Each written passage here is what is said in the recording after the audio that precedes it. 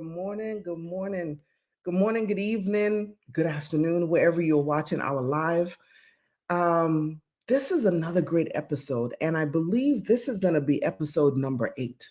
So thank you all for joining in. Thank you all for subscribing to the channel. As you know, the channel is international, and we are so appreciative of that. But I'm not going to be before you long. We have an incredible guest this morning, and I know that you wanted to hear some things from her. But real quickly, for those that don't know who I am Leslie George, the CEO founder of Mosaic Inc. and Mosaic Publishing, and also Mosaic Sparks, which is this new platform that we created, right? And so what do? I empower bold, unboxable, new and inspiring authors to create and brag about their intellectual property, claiming unmatched authority and building sustainable success in the marketplace. So that's just who I am, real quickly. And so I have the pleasure of bringing on stage our incredible guest, none other. She's like my sister. So I call her Miss Daphne. So I'm gonna bring on Daphne. She's gonna give you a brief synopsis of who she is, and then we'll go ahead and get into the interview. Hey Daphne, good morning. How are you? Good morning, Leslie. I'm doing very well, thank you. And thank you very much for having me on this morning. And to your guests who are plugged in this morning. Wow, I'm a little nervous, but at the same time, I'm excited to get a little spark added to our conversation today.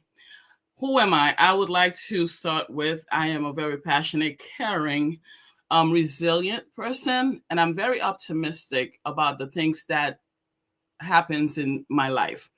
So the things that I do as a president of a transportation company, I do provide necessary non-emergent services to elderlies in the state of Massachusetts and Rhode Island. And I'm also a financial and life coach. So with that being said, it's a little snip of who I am and what I inspire to drive into others as they too much pessimistic in the world. I think optimism kind of bring a lot more positive, especially when you are facing the darkest hours of life. So I inspire to provide more optimism in the world. I love that, right? And especially here in America, there's some things that's happening right now. So doesn't matter. We're not going to really get into politics, but in terms of inspiring optimism, right? So we It can is never have enough of that. correct. So Daphne, real quickly, so where were you originally born? Where are you originally from? Where's your family from? What's your background? I am originally from Haiti. Speaking of not talking about politics, I'm from Haiti. I was born in the capital of Port-au-Prince. I lived there up to the age of 9 years old. And then my father, of course, he was working at the airport, international airport in Haiti. He acquired a visa for me. He got married. And at the time, they needed him to, why not have your wife travel? He provided her and with a visa. Eventually, his family, he stayed back home, but he sent us here in the States as my stepmother did not want to stay in Haiti for personal reasons on her own personal family side. And my father, to like good faith, also sent me here to stay. But his original plan, as he always told me, was for me to visit, but he was inspired to raise his family back home and have that Caribbean education and background. Thank you so much for sharing that because we may have people, as I said, our channel is international, and we may have people even in the United States who are immigrants or have a background, their family background. As for myself, I consider myself a citizen of the world. I'm originally from Antigua. My mom is from Antigua. I was born in Antigua. My dad is from Greenwood, Mississippi. So, when we talk about that immigrant female Black woman story, I think it's just such an interesting story, right? So, thank you so much for sharing. So, as you came here at 9 years old, what are some of your experiences that you experienced at 9 years old, and it will kind of weave it into how that showed up for you later on as you went to college and so forth and started a business. So how was that experience for you when you first got here? Because it definitely was a cultural change. It was a complete cultural shock and change. And for me, when I arrived here at the age of 9, I truthfully did not like it originally. I understood everything. I went to school. I did well. However, I refused to speak English. I refused to speak the language. Even though when spoken to me, I understood. I can read it. I learned to read it. I learned to understand it, get the basic what needs to be done. Not until after elementary, fifth grade, I took a year off, went to Haiti, and from 12 to 13. And I came back here at 13 and started middle school, which was in the seventh grade. And I was, and that's when I finally got myself immersed to the American culture. I love my Haitian culture. It was ingrained in me, even though I was brought up in this country, but everything about me is very much Caribbean. My household now is very much like, the education with some little twists to the extent of what trauma may be. Sometimes we get too hard with the culture, with the belief system. But with that being said, when I got here, I had my visa, it expired. So I tend to be here in an illegal status. So after high school, I did not go straight to college. I attempted to pay some classes on my own, but the financial was a little bit much. So I never really got to complete college. So with that being said, but I always knew I was always inspired to do more than just working a 9 to 5. I was never really content with working for someone else and increasing them, because everything that I ever do, whatever job I ever held, people always tell me that I am very good at what I do. I respect their workplace. I respect people. I relate to people in a way where, my coworkers did not. So with that being said, my first attempt to owning my first business was a cleaning business that I started, a franchise. I purchased that along with a friend of mine who ended up later on, after 6 months, I believe, ended up buying, her husband bought her out because she was not seeing the revenue 6 months. So I tried my best to hold on to it, but I could not. So 10 years later, my husband and I met my husband, and we were like, you know what, we want to start our own business, but we didn't know what exactly we wanted to go after. So about now 30 some 34 years old, I have a child, married. I was an insurance agent. I was good at what I do. I'm always very good. I do well with what I do. However, I was watching my boss, and she just loved me. She felt like, she wanted to place me as a manager for the office. And the other ladies that were under her, they were co-workers of hers when her grandfather originally owned the agency. So she called me in her office one time. She said, Daphne, you know what? I like the way you work. I like your work ethics. And I really want to give you a manager position. However, I feel like it's going to kind of hit the friendship that I have with these girls. But she wanted me to act like a manager on the DL. And I told my husband, it's like, so pretty much she want you to be a snitch. So, and I don't do snitching. So if something needs to be corrected, I'll correct it, but I'm not going to snitch. So I felt like all these things were building up to say, okay, you know what? It's time to go on my own. My first desire was to open an insurance agency because I do love insurance. However, the financial behind it was greater than the investment for transportation. And went for a surgery. And then my husband got approached by a gentleman who was in transportation. And he's like, you know what? It doesn't require much for us to get started. So why don't we do transportation? And this is how we kind of stumbled 2014 doing what we do today. That's the startup of it. And the other reason that I had my grandmother living with me and I would take too many days off to take her to doctor's appointments. So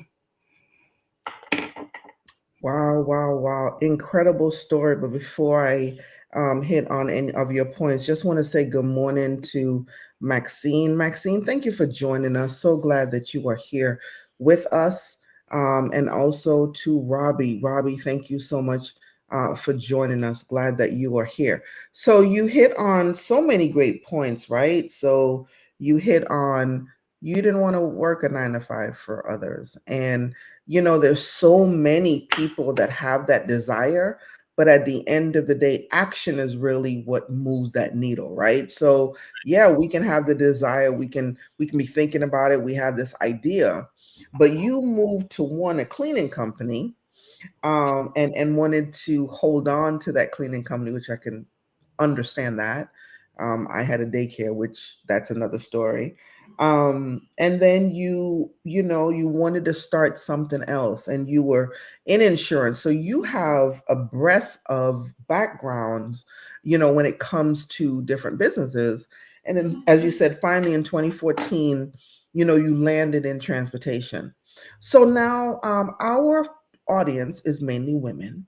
So you may have some women that are watching, and maybe they have a desire to be in a quote unquote male industry, which when I think of transportation, I think of that as being heavily dominated by males. You're in that industry, you've been in that industry. What were some of the things that came up as this was a heavily male industry, or maybe because of your husband, it was a little bit better, or maybe you experienced other things. So if you want to share with us your experiences in a heavily male dominated industry. wow, good question. And as you were forming the question in my head, I'm like, well, how am I going to answer this one? Simply because sometimes when I get into my head and I am motivated or inspired to go after something, it's almost like the world go blank for me. I am the only one. Just like when I first came here at 9 years old, I hear other people who came here about around the same time I got here, and they talk about facing racism, right? For me, I cannot say I am a person that can talk much about being an immigrant in America that faced racism, because I had always had that about something about me that I kind of know who I am and I stand on that. It's a confidence without having the confidence, but the confidence is there. So getting into transportation, I did not look at it that it's a male dominated industry. I just know that, I wanted to do something else. And my partner, being my husband, he was extremely motivated. He's always been a anchor in this decision making. So I just do what I needed to do. I just show up. If it was as far as like getting behind the wheel, when we first started the first 2.5 years, it was he and I waking up at 4:30, being on the road by 5:30, getting home at 6 o'clock. It was sometimes employees, they quit on you and you have trips for the next 2 days, and you just had to do what you had to do. And I always put that hat on of like, get it done, get it accomplished. I work a lot better under more pressure, and I don't really give myself time to think about what I don't have in the moment. It's just that it needs to get done and I'm gonna go at it. Mm, I love that. Don't have time to think about what needs to get done because you're going to go for it. That is incredible advice for anybody, right? And I love what you said about you kind of blank out everything else because you have to be hyper focused in anything that we're doing. If we want to have success on the end, we have to be hyper focused. And that's really what I thought of when you said that, is that like you're in your own world and you're doing what you need to do. And people don't realize that there's always a price that we have to pay. And as you mentioned, in the first 2 years of your business, you and your husband had to get up early, do what you needed to do. There's a price that has to be paid that now, 10 years later, you're still in business. You're doing some incredible things in your business. You're expanding your business. And so there's a price that you have to pay. You don't just get in business, unlike your partner when you had the cleaning business. After 6 months, you wanted to see something. Well, that's not really how business goes. No. And so for anyone that's watching that you have a desire to be an entrepreneur, and whether that's having a brick and mortar, whether that's you're online, or whatever form that looks like, first we have this idea and then it morphs into something else, and then it could become a business. I don't like the word side hustle, because when I hear side hustle, I'm thinking you're doing something illegal, right? So I don't really like side hustle. I just, you I know, got you. think about side hustle. I'm thinking, okay, what am I siding? What we doing? We doing something at night, 2 o'clock in the morning. You On the come meet streets, me, yeah. right? Exactly, right. So that's what I think of when I think of side hustle. I never But thought of it that way, but now I see it. I won't use that. it's like I don't like that word. So for those of you that are listening, pay attention to what Daphne said. She and her husband for the first 2 years was getting up 4:30, 5:30 in the morning. Like, are you, whatever it is that your business is or your idea is, are you willing to sacrifice that? And there's no shame, there's no whatever if you're not. That's okay, right? So some people think that, okay, one of my favorite phrases is, just because you know how to cook don't mean that you need to open a restaurant, right? Because you could be the best cook, but you'll have no idea about business and how to run that The business, right? business side of things, yes. So for those of you, I would, this platform is a platform for visionary women. That means these women had an idea, they have a vision. And a vision, let me just tell you something about a vision. A vision is not just for today and tomorrow. A vision can outlast us, right? So Correct. for you that may have an idea, a thought, you want to do this business, you want to venture into entrepreneurship, just understand that there is a price to pay. Daphne, you want to say anything about that? You know what? The sacrifice part, because when my husband and I we were doing what we do, I had my 4-year-old son, and we had a 16-year-old in the house. My grandmother, and eventually my mom joined.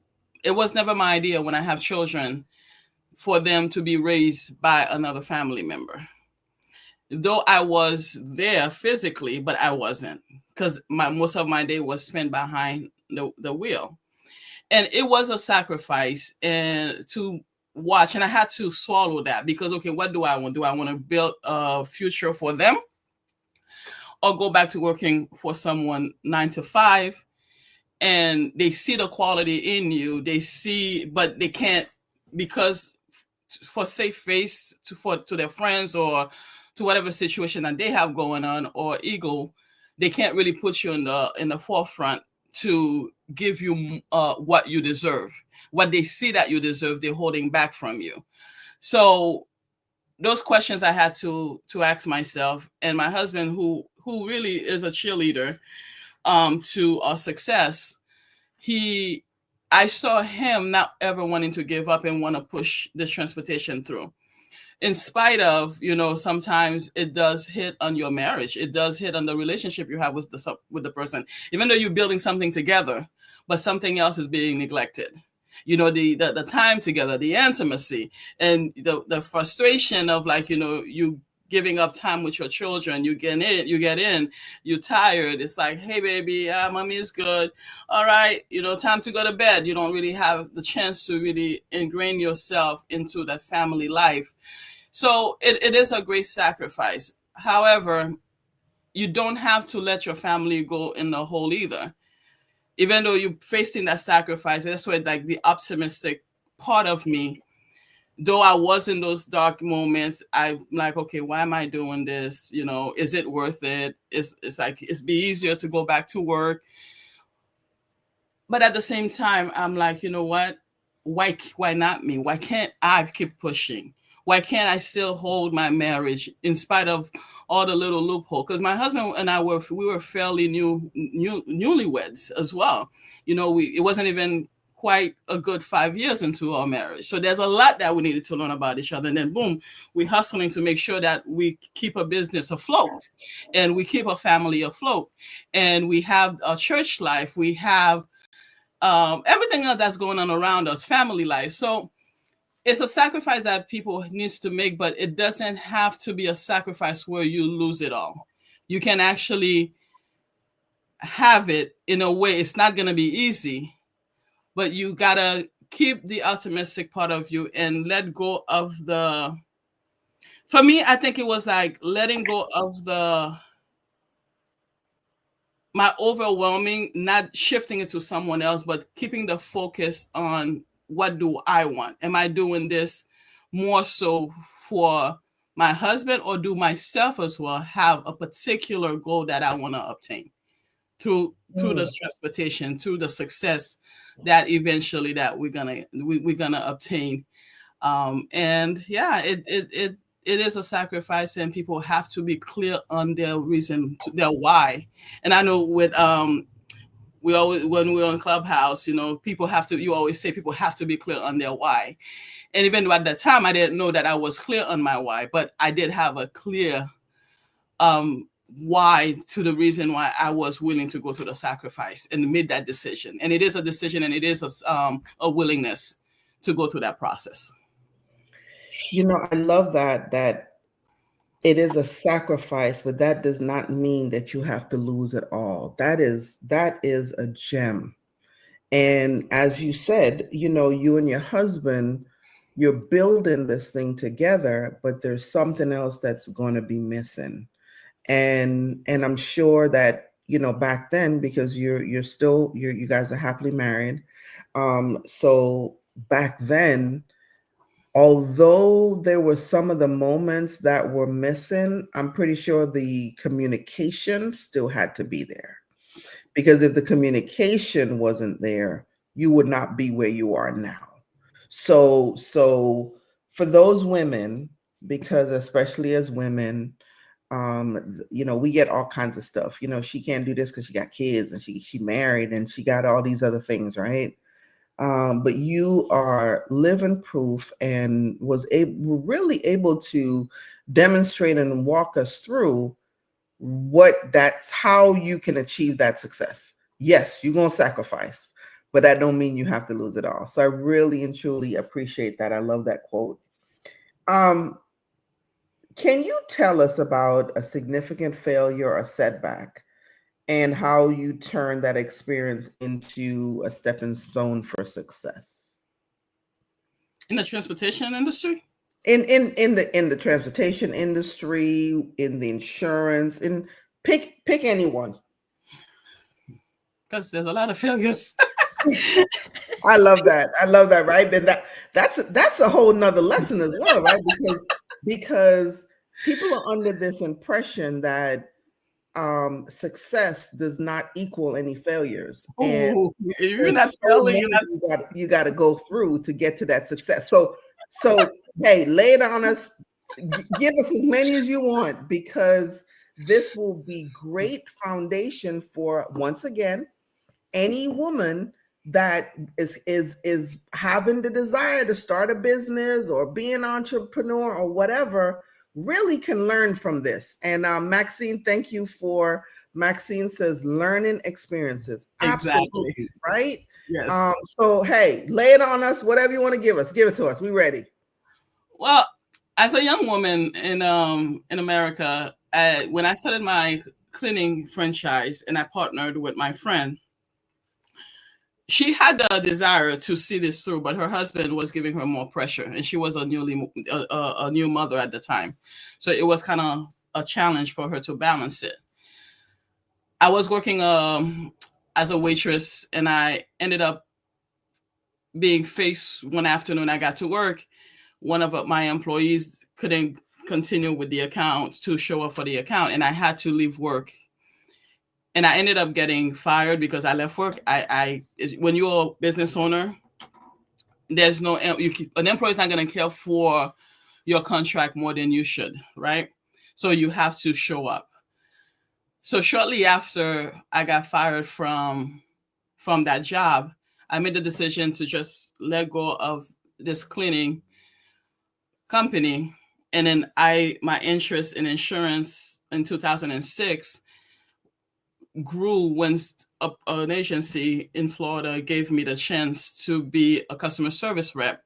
And I got into the industry and I fell in love with it. I fell in love with the fact that, you helping other people to understand the things that they need to set up in their life. So from there, from going through that process, the failure of not having a successful cleaning business, which I direly wanted to have a business that was very successful, and everything else that follows after that, I look at the cleaning as that, okay, it's not going to define me from getting to where I want to be, which was becoming a business owner. And being accepting of me, that's one of the things that later on that I'm understanding, if I did not have in me, I wouldn't be where I am today. Being accepting of you and not listening to the naysayers. I have a talent of not internalizing people who tells me that I can't. When you tell me that I can't, it motivates me even the more. I have that. Not everybody holds that, but I have it. So to get me to go, tell me that I can't do something, then I'll show you that, hey, it is possible. So with those attributes that I hold about myself, those failures become a challenge for me to go through and overcome. So I would say to anyone listening out there that, just like Maxine just said, it's learning experience. Your failures are learning experiences. They don't define the final end, the final story that you are writing. And if you allow it and you sit on something that because you failed it once and you say, you know what, I give up, who else is going to pick up? Who else is going to pick up the baton for you? You have to see it through. You have to keep running until it is very much exactly. You can't, because it's your vision, it's your dream, so no one else can see it. And I think I shared a thing yesterday on one of my posts, which it came to me, and let's say I'm going to use your word, a download this week. It came to me, during the week. I was asleep and I got up and I wrote it down, and it says that your mission, your soul mission, may not match your life, the life that you're living now, something to that nature. So your soul mission, so whenever you have a dream, you have a vision, it's within you, it's ingrained in you.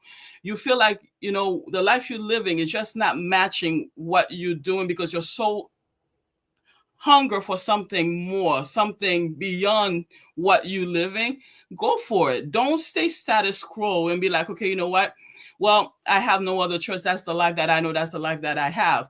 If I had said that, there's no way I would be having this conversation today. Because the way life started for me, it was great. I had a father who loved me and saw, I would be the queen of the world, queen of England.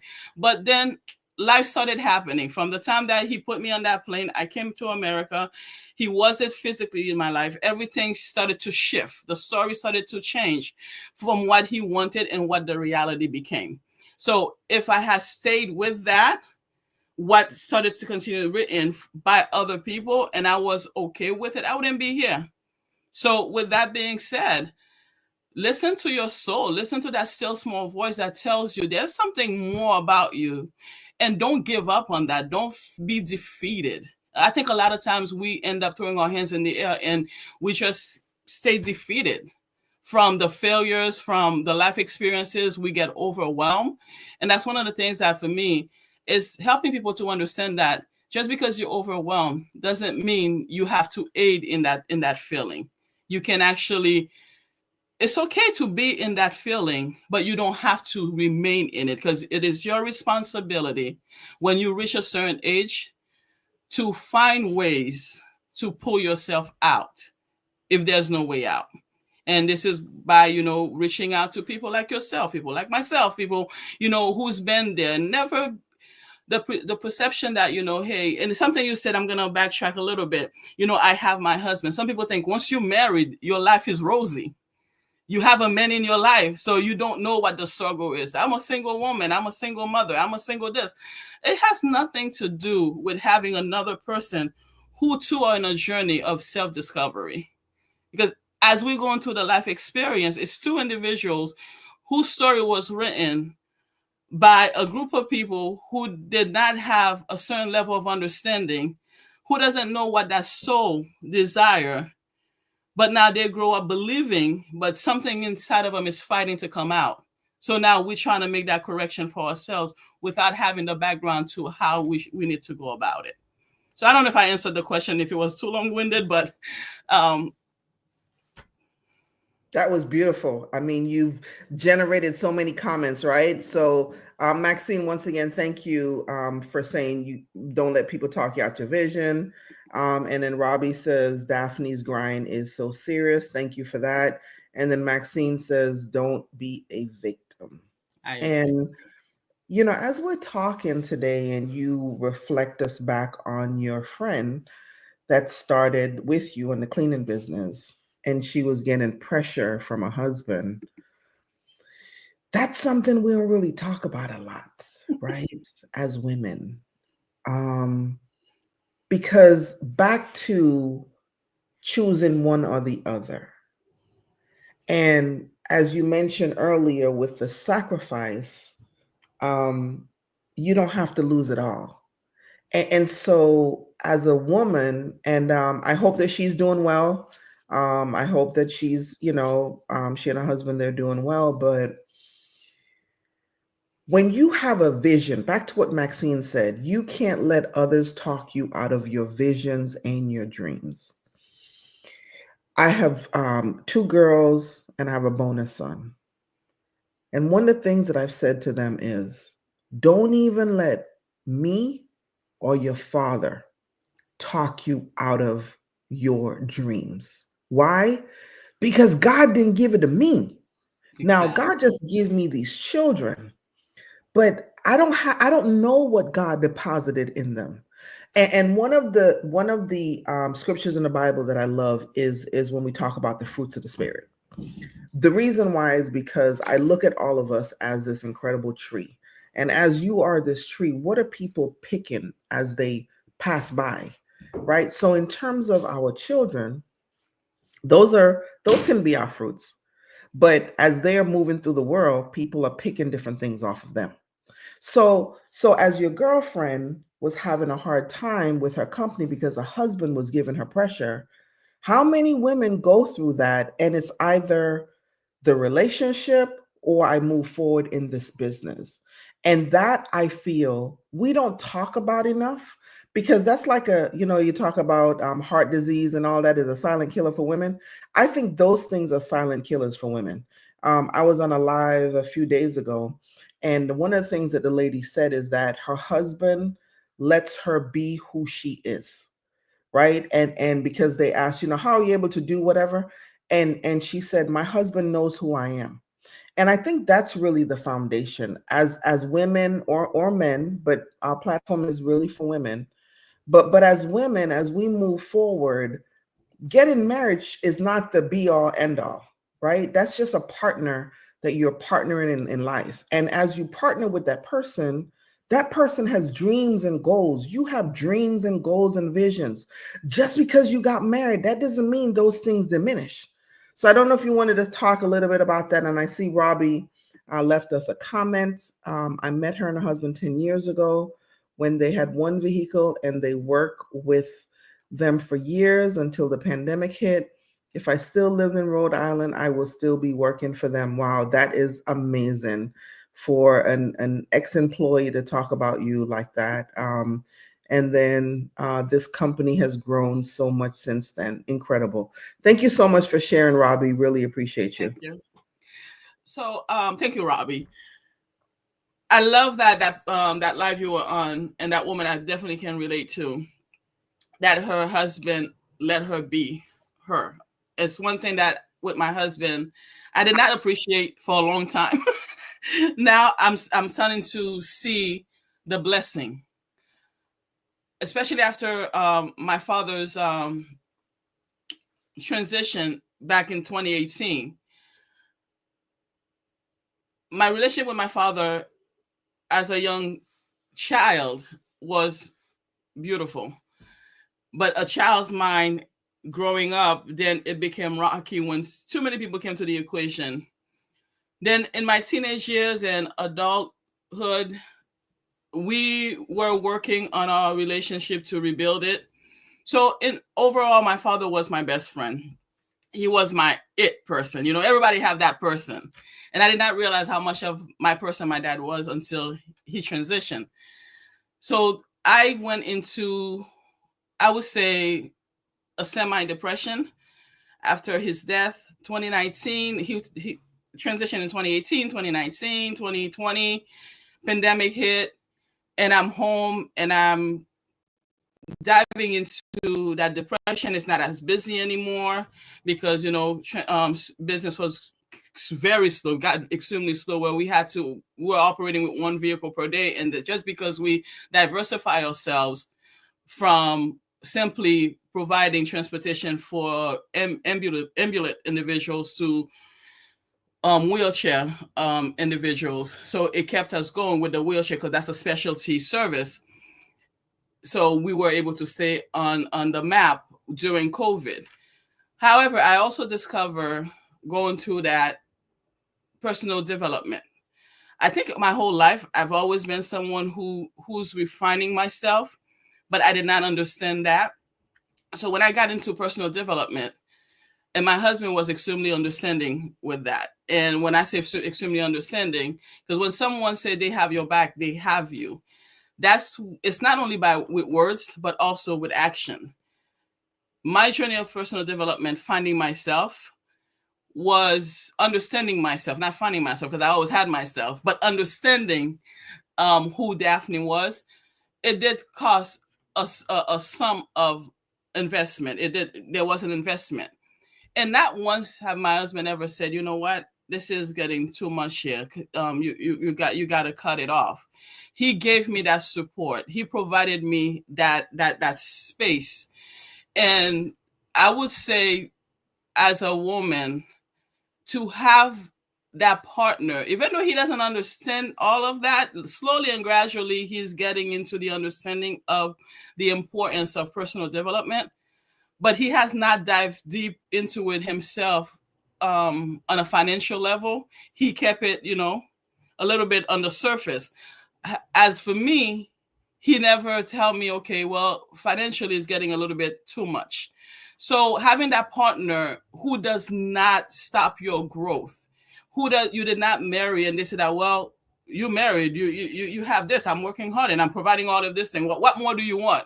Having that partner that understand that simplicity, that as an individual, you finding there's so much more about you that you want to understand, and they give you that support. It's extremely important. It's extremely vital. Who doesn't put a break and tell you that, you too much. It's getting ridiculous. You get what I'm saying? So I love it when people find themselves in that space. It may not be a husband. It could simply be a family member who just give you that support and tell you, you know what? Go for it.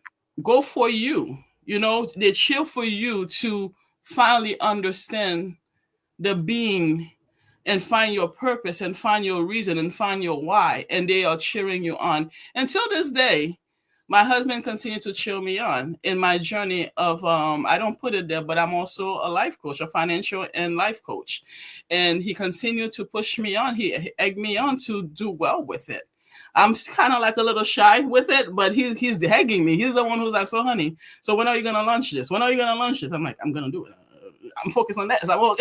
So, so when you have a cheerleader like that, it doesn't have to be a husband. In my case, it is, but someone who really wants to see the best for you, who wants to see you win, who wants to see you succeed. You got to hold on tight and, count your blessings. Absolutely. Absolutely. Thank you so much for that. And Maxine put personal development is key. And, that's exactly what it is. It's personal development. It is you, like you said, you always had yourself, but you are now learning, additional things about yourself. And, you know, excuse me, what I find is that sometimes we're looking for someone else to find us where we don't have the courage to look in the mirror to find ourselves. And that's when I find that things start to go off the rails, because if you can't face yourself and you don't know who you are, how in the world you expect somebody else to? Mm-mm-mm. So it's funny. I've had conversation with people, and I tell them, let's do a little exercise. Look at yourself deep down. And I had to learn that at the beginning. I couldn't do it myself. Look at yourself in the mirror through your eyes and look deep within yourself. Some people cannot spend 2 seconds to say 5 looking at themselves and making that eye contact with themselves. You will see that they kind of start shifting their eyes around. It's like, no, focus, look at you, like your eyes, like look inside your soul. And they can't do it, Leslie. And it behooved me that even at a certain age we reach, we're still not comfortable with ourselves. We're not comfortable with who we are. And we expect that. And that's one of the things, like, as women, I'm going to throw this out there. It's not popular, but if you're not comfortable with yourself, but you always have a complaint about the person in your life that doesn't accept you, but you have not accepted yourself, how do you expect that person to accept you? I don't like, it's something that I have come, like, you have all those, and I had to work on that myself, because I had a list. As much as I'm talking, you guys thought like, oh my God, her husband is wonderful.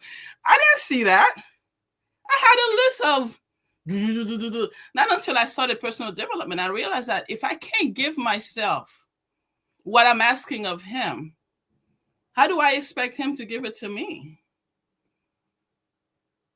And a lot of times as women, we feel like it's the fairy tale, right? The novels that we read as a little girl. We think that, the man is going to come. He's going to give us, he's going to pour so much into us. He's finally going to make us feel like, this beautiful princess or queen. And we're going to have this wonderful life.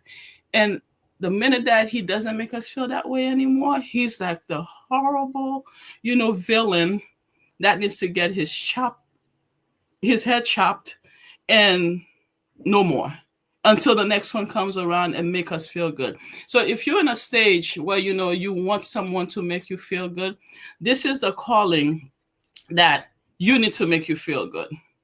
You need to do the work. You need to dive deep. You need to look within yourself, because you should not be so much in a space where alone you don't feel good about you, and you're waiting for that friend, you're waiting for that man, you're waiting for that family member, you're waiting for whatever the situation, that job to fit you well. You need to feel good. You need to find a way to find it within you, and to say, you know what, in spite of everything that's going on around me that look like the world is going into a big hole, I feel good about where I'm at. I feel good about who I am. I feel good about the decisions that I'm making. I feel good. Yeah, they may not look like they're working and they're working against me, but know yourself well enough to know that, hey, I feel good about this decision. It may not bring me the fruits, yield me the fruits that I'm looking for right now, but I know that it will bring something down the line in the future. So stop looking for someone else or rely on someone else. We all have our own journey. We all are responsible for oneself. And as Maxine said earlier, stop being a victim. Stop being a victim. And being a victim is when you put too much on someone else in order for you to be better. And I love what you said, even that job, right? So It may not be a physical thing. It could even be a job, or sometimes it could be a car. It can be so many other things that we're looking to fill this void. And the void is, you're walking around with the void every day, because and you are absolutely right. So media has done an incredible job on women. I really don't know how it works for men, because like I said, this platform is for women, but media has done a job on women to create this narrative that he is going to come and sweep you off your feet and live happily ever after. And there's no relationship that you can have, whether it's sibling, family member, whatever, coworker, business partner, I don't care what it is, right? There has to be some work put into a relationship, right? So in the fairy tales, they leave out all of that other part. They just think, okay, he comes swoop you off your feet and then that's it. So love this conversation. So I'm going to ask you, how do you handle any unpredictable business challenges? You mentioned COVID. And so for God, it's hard to believe that was like 4 years ago, right? Wow, Yeah. 3 4 years ago. Um, what are some unpredictable challenges that you may have experienced, that come up in business? Because just as we just said, things happen. I know for me, Mosaic started in 2018. I had two great successful events, and I was getting ready to plan another one March of 2020. And as we all know, what happened March of 2020, and I did not know what to do. I froze, and part of the freezing is I ended up started diving online and kind of checking out what was online. Before that, I was not heavily online at all, and really started to see, okay, what does this digital world look like? And the beauty for that pivot was, I found, oh my God, like this online world can connect you with so many incredible women across the globe. And Hmm. so, because of an unpredictable, unexpected event that shifted my business, because at the time my business was strictly in-person events, strictly in person, right? And so that shifted, and shifted it several different times. Um, but as the pivot happens, back to what Maxine said, don't be a victim. I could have just laid down and said, okay, well, okay, this pandemic thing is here.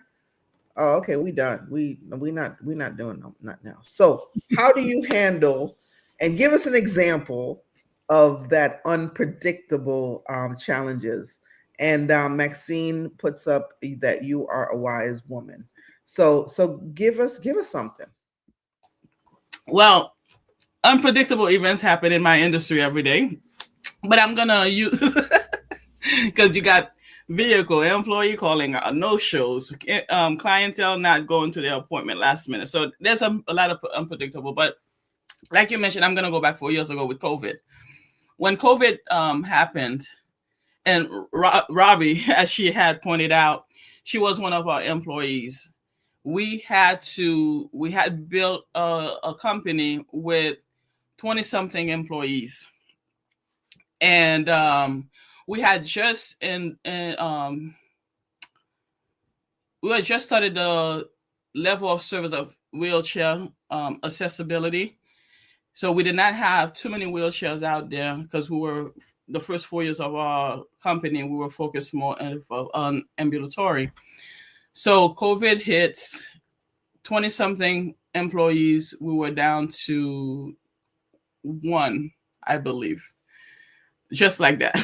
It was like, what kept us alive was the wheelchair that we had just embarked on, which I was resistant at first. I was like, man, starting to buy vehicles with equipments like that, it's gonna raise our monthly expenses. Then there are, workman's comp people claiming, they hurt themselves doing pushing a chair or doing the straps.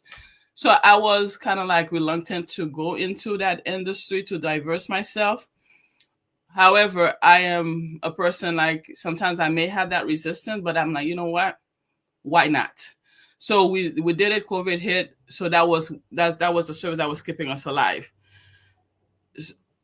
As we put another vehicle in, another wheelchair in, and we were letting these companies know, hey, we have wheelchairs, and we were getting work like that. We added another employee on board, and slowly and gradually, as we post COVID, we continue to grow with the wheelchair.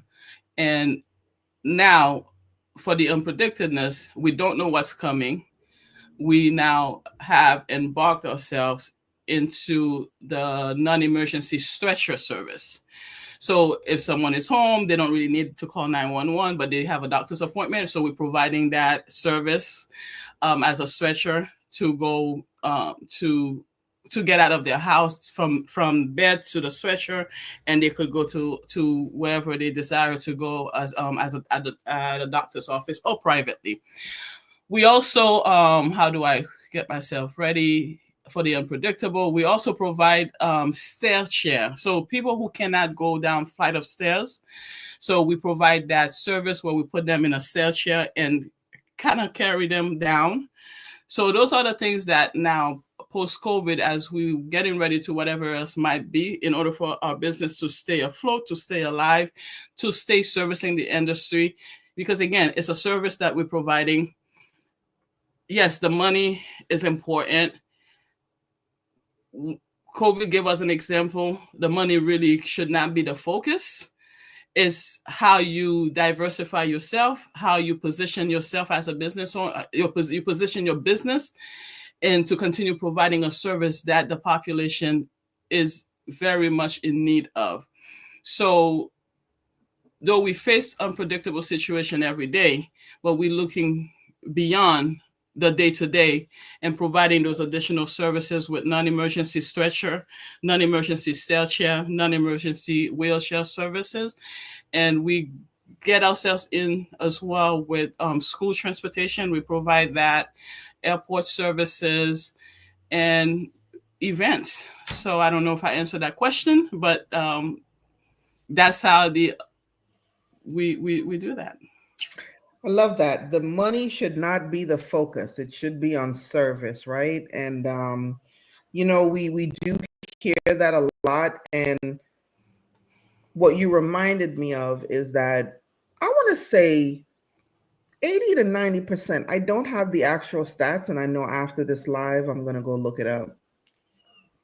But I want to say 80 to 90% of people that decide to get in business are doing it from a place of service, right? So whatever their lane may be, I do believe it's from a place of service. Now, as we know, once we do that, the money will come.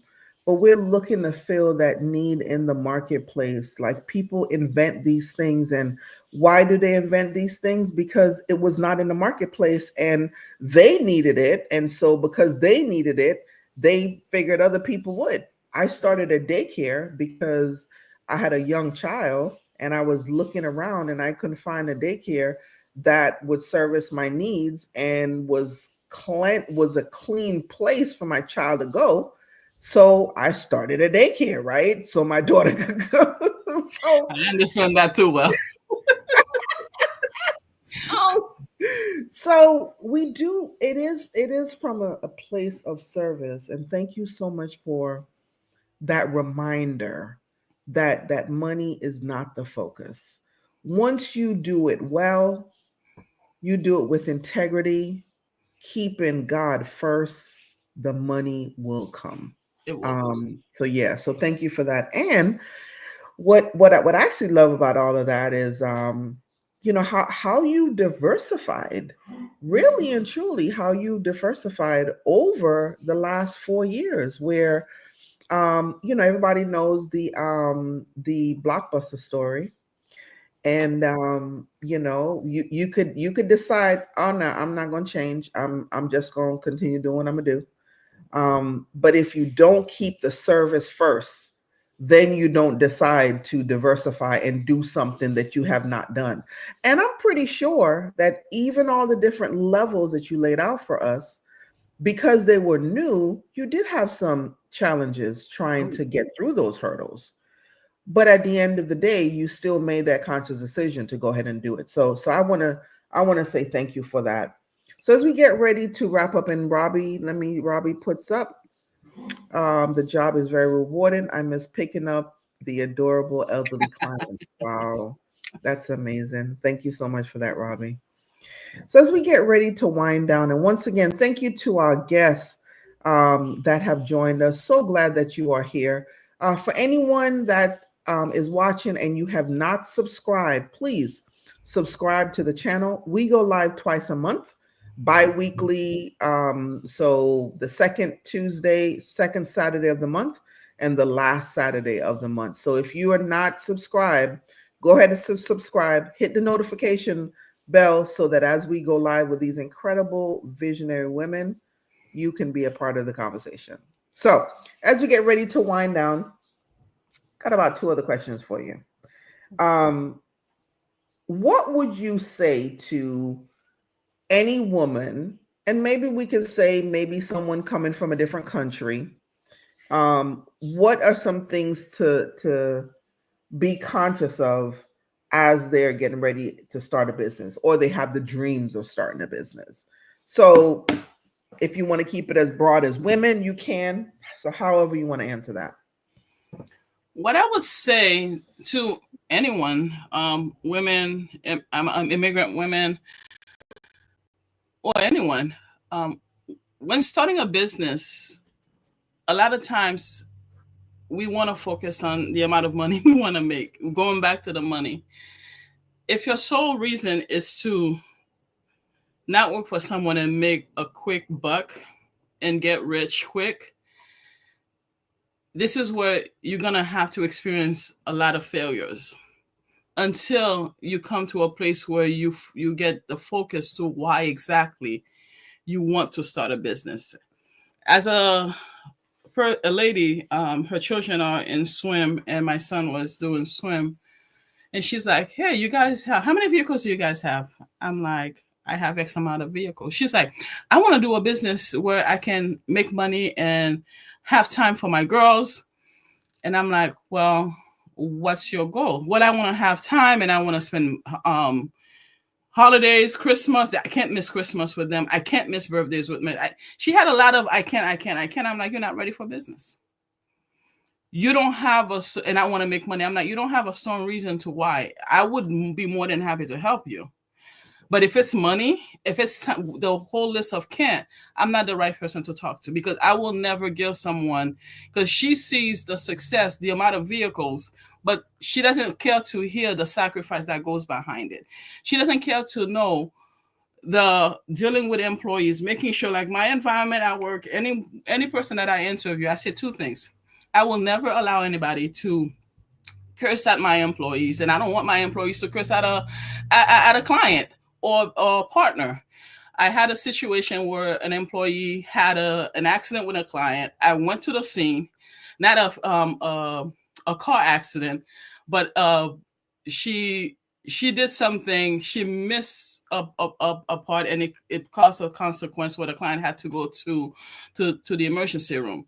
I got to the scene, and I'm like, "What happened?" Then I walk over to talk to the police officer. Afterwards, she told the dispatcher that, "Oh my goodness, I thought she was going to cuss me out." And I'm like, "Okay." It would say a lot about me, first and foremost, for an employee to have an incident, to fail at something, and for me to go into that scene and saying swear words at her in a public setting. So what kind of person am I? What integrity do I have to be cussing at my employees in public like this? There's no respect. So respect in whatever endeavor that you choose to go into, it's really important. Keeping that background of, if you're not a person you're not a people's person, you have no patience, you every now and again your switch are coming on and off, and you flipping on people, don't go into business, because you need to have that level of um, what's that word? I don't like to say humble, but you have to be humble. At the same time, you have to be a shark, because if you're not a shark in business and be a quick thinker, you your success depends on that. But at the same time, just being a shark doesn't mean you have to be rude, you have to be disrespectful, you have to be money hungry. You don't have you a shark to the service, to the environment you want to provide for your employees. I don't let people curse at my employees. I'll take the hit for them. With a partner, hey, they mess up, I'm like, you know what, it's a reflection of me, that was me, I'll go back to the drawing board. Being accountable. If you're always pointing the fingers and it's like, well, this employee, this and that, you're not ready to go into business. Because a leader, and not to be a boss, that's the biggest thing too. You don't want to come off wanting to be a boss. As we speak now, I have a gentleman that's completing his degree in business administration, focused on business management. And I told him, I'm like, give us a year to where you are, because originally we were supposed to hire him as a driver. And I'm like, I want you to, we will hire you on the job training. And I told him, I'm not looking for a boss. I'm looking for a leader. And a leader is never afraid to get their hands dirty. To act on whatever you telling someone, you have to be willing to do it yourself instead of telling someone that you must do it. So for my husband and I am very grateful and humble of our beginning, because it gave us a chance to get on the road, to know what the stress is like, to know what the experience that our drivers face each and every day. We have an idea of that. It's not that we had, you know, the family who provided us the financials, and we started a business and we started hiring people who don't know what that experience. Even if you do have it, you have the money, I urge anyone who's starting a business, go through the process and experience everything. You have theory, paper, you have a beautiful claim, but if you never actually practice or participate in what you're putting out there for someone else to do, you cannot connect or relate to what they are experiencing. You don't have to do it for long, but you need to experience it at some point. Otherwise, you are not going to understand the grievance of your own business. You're not going to understand the ins and out of your own business. All you want to see is numbers, numbers, numbers, numbers, numbers. And I think they have a show, Undercover. I don't know if they still have it. Undercover boss. Undercover Undercover, boss. yes. And even those big corporations are showing you it's not okay to just be behind a desk. They, at some point, they need to understand the ins and out and what grievance the employees are facing, and they go undercover to have that experience. And some of them, they're like, "Oh, I never knew," and they make the change, the appropriate change in some area, and you need to do that. Don't be a person that, like, I want to have a business. Well, I have $50,000. I can start this $100,000, and you start just barking orders at people. People will never respect you. They'll do it because they want a paycheck, but they will never have a level of respect for you because you are just a boss. You're not a leader. That is a great takeaway, right? Because we see so many things about boss this and boss that. And for me, I've always said, like you mentioned, and John Maxwell has a book.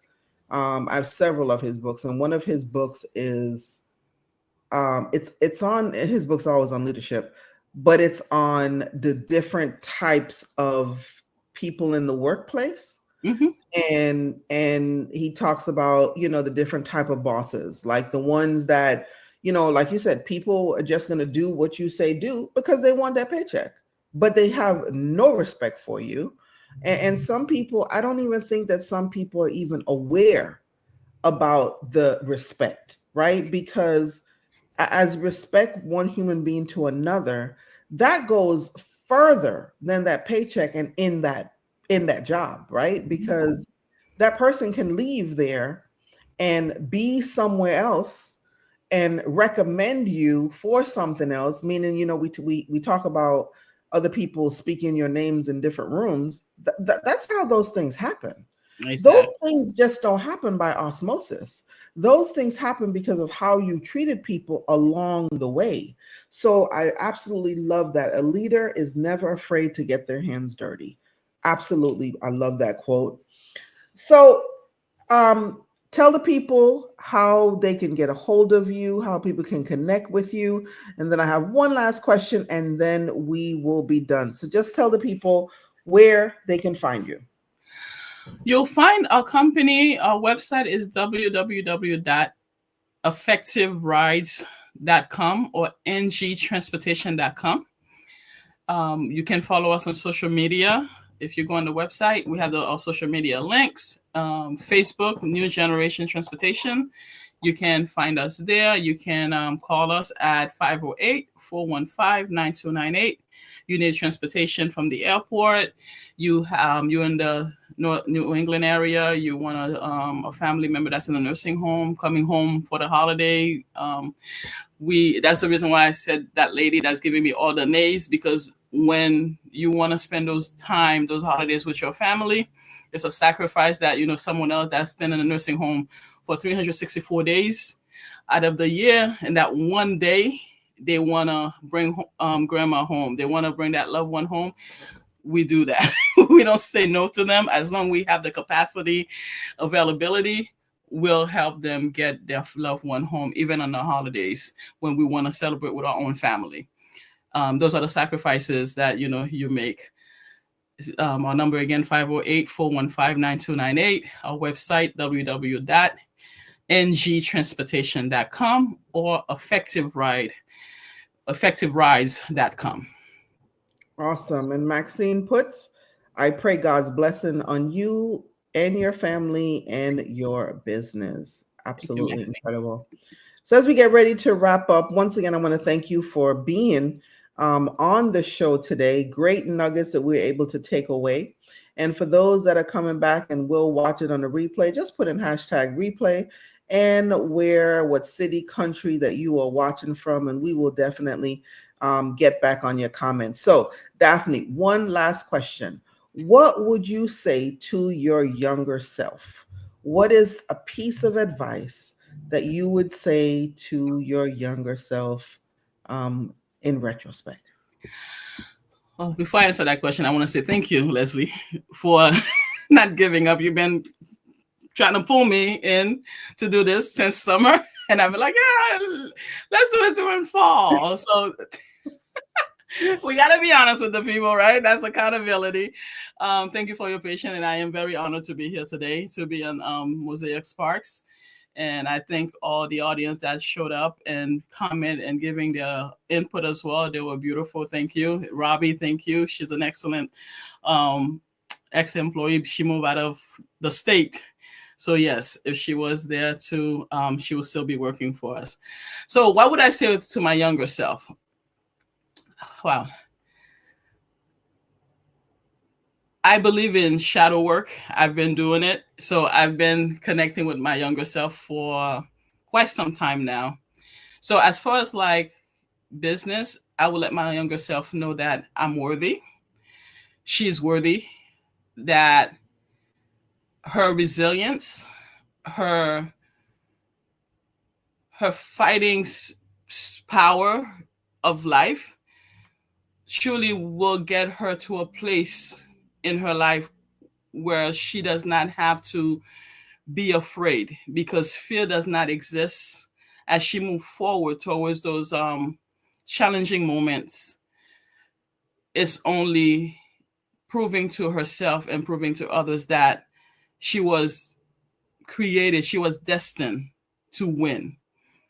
So instead of the amount of time that she's spent in fear or traumatized or isolated from the world and afraid to move forward, I would tell her that she had nothing to fear, because the adult her became a great woman, a resilient woman, a very optimistic woman, a woman that has confidence like no other, a woman that is winning, and her winningness is defined by her own success, not by other people's narrative of her. So my younger self, I would tell her to never give up, continue to fight, and because the adult her really is amazing. what a great thing to say to your younger self. So once again, Daphne, thank you so much Thank you. for taking the invitation. And this was an incredible episode. Absolutely love it. And, all the nuggets that you were able to share with the women. And you also gave some tangibles as well.